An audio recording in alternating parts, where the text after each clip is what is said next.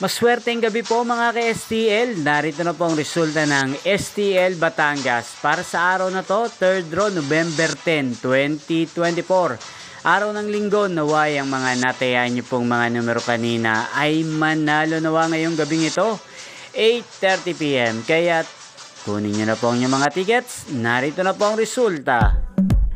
Para po sa STL Batangas, 3rd draw result, 8:30 PM. Ang mga numerong nanalo, 21 at 38 in exact order. Sa lahat po ng tumaya kanina para sa 3rd draw ng 21 at 38, congrats po sa inyo. Panalo po kayo. Again, 21 at 38 in exact order.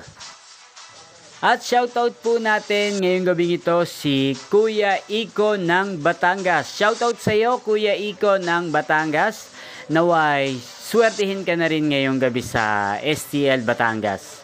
Ayan, nyo pong napanood ang resulta ng STL Batangas sa channel na to, Roderick Hernandez TV. Maraming salamat po sa patuloy nyo pong pagsuporta sa aking channel, Roderick Hernandez TV. Yan, wag pong kalimutang mag-subscribe. Bukas po ng umaga, magkita-kita pong muli tayo ng 12 PM. Maraming salamat po.